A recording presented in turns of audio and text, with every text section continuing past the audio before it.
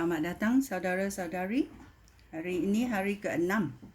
Kita mau mendalami sifat-sifat Tuhan. Ya. Yang pertama, kita mau berkata Tuhan tidak berubah. Ya. Mari kita mencari dalam Malaikat babak 3 ayat 6. Malaikat. Okey, babak 3 ayat 6. Dia berkata, Akulah Tuhan, aku tidak berubah. Oleh itu, kamu keturunan Yakub tidak dibinasakan sama sekali. Ya.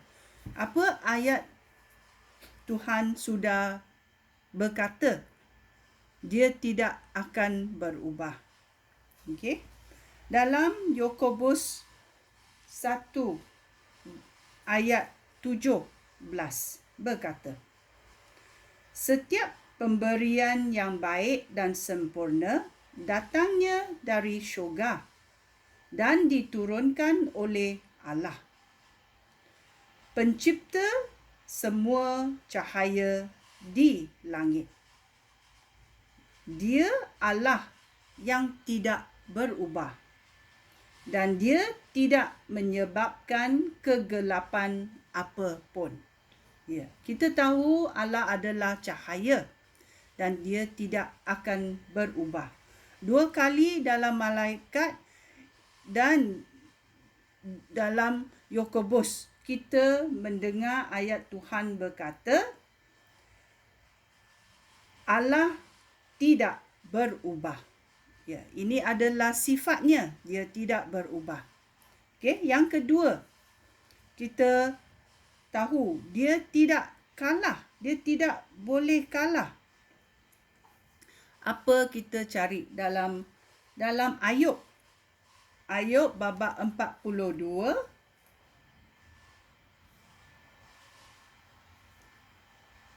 carinya Ayub babak 42 ayat 2 berkata, Aku tahu, ya Tuhan, bahawa Engkau dapat melakukan segala sesuatu. Engkau dapat melakukan apa sahaja.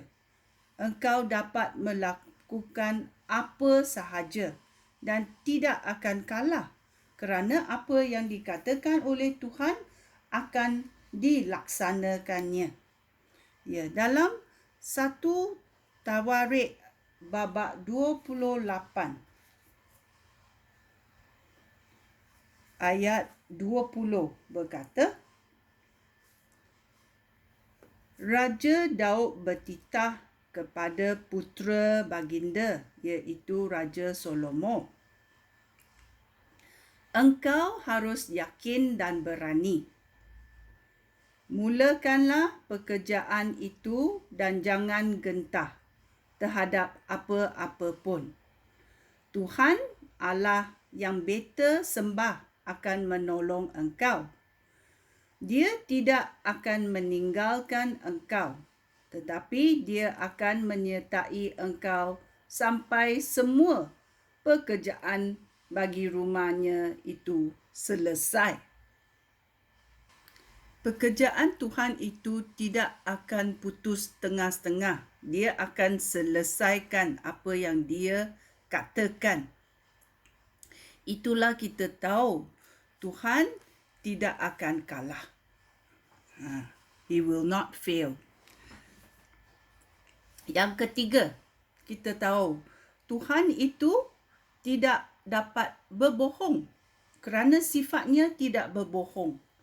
Ya, mana kita mencari ayat Tuhan? Ya, dalam Bilangan 23 ayat 19 berkata, Allah bukan manusia. Allah tidak berdusta. Dia tidak boleh berbohong.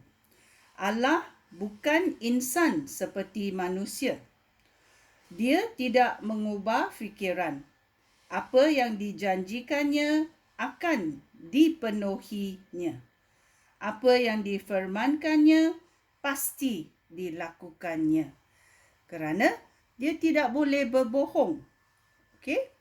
Dan juga dalam Titus babak 1 ayat 2 berkata,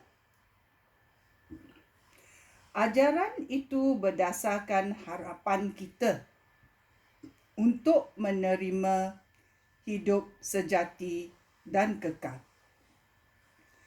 Allah yang tidak berdusta, Allah yang tidak berbohong, telah menjanjikan hidup itu sebelum permulaan zaman. Ya.